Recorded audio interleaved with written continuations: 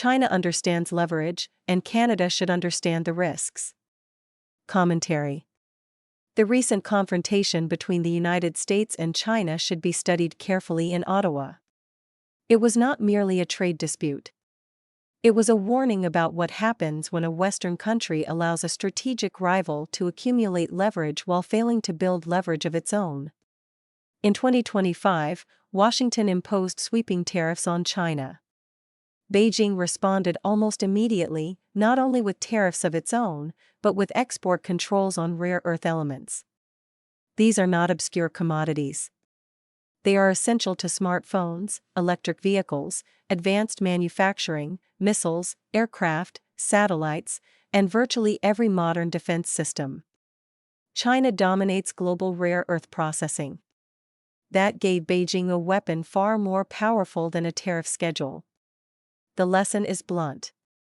Economic dependence becomes strategic vulnerability when it is concentrated in the hands of an adversary. For years, Western governments told themselves that globalization would moderate China. Trade would create openness. Investment would encourage reform. Supply chains would produce mutual restraint. That theory has failed.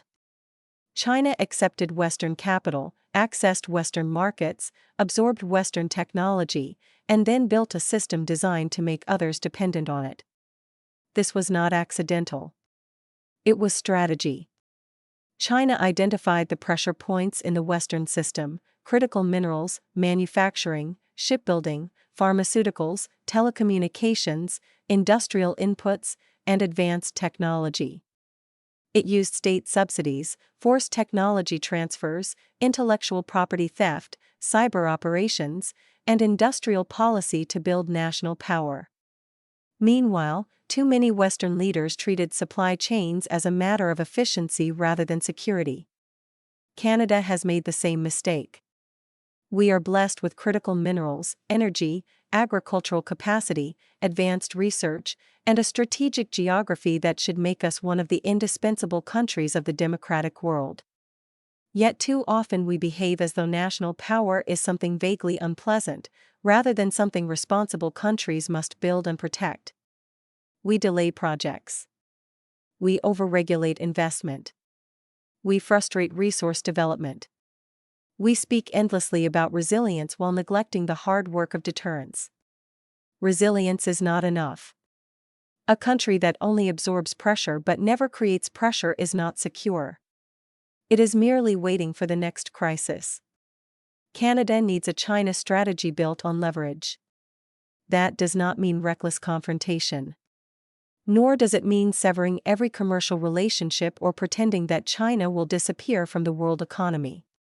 It means recognizing that great power competition is real, that authoritarian regimes understand leverage, and that Canada must stop entering the contest with one hand tied behind its back. First, Canada should treat critical minerals as a national security priority. We have the resources. What we lack is urgency. Permitting must be accelerated. Processing capacity must be built at home and with trusted allies. Indigenous partnerships should be practical and commercially serious.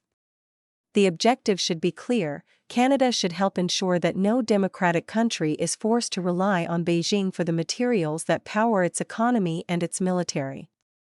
Second, Canada must rebuild its industrial base. Manufacturing is not nostalgia. It is sovereignty.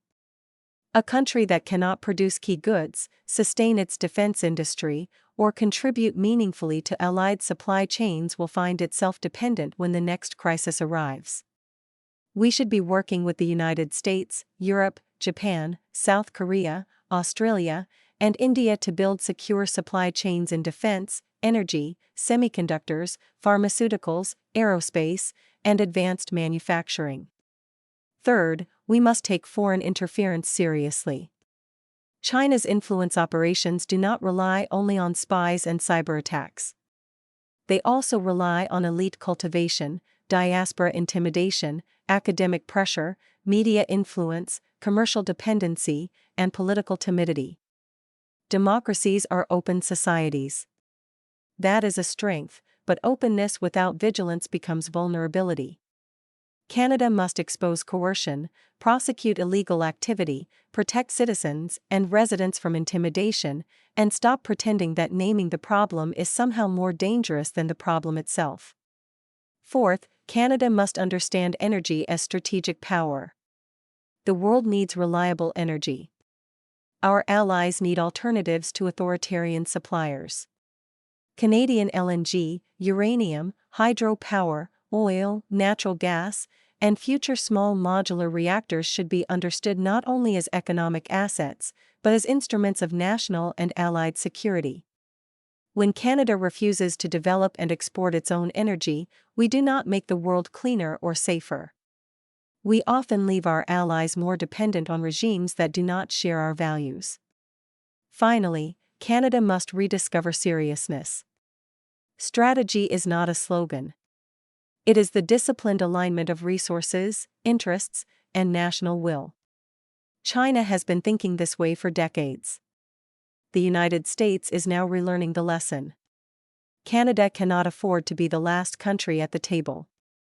The central question is simple: do we want to remain a comfortable bystander, dependent on others for our prosperity and security, or do we want to be a serious country that contributes real strength to the democratic world? China respects leverage. So do all serious powers. It is time Canada built some of its own.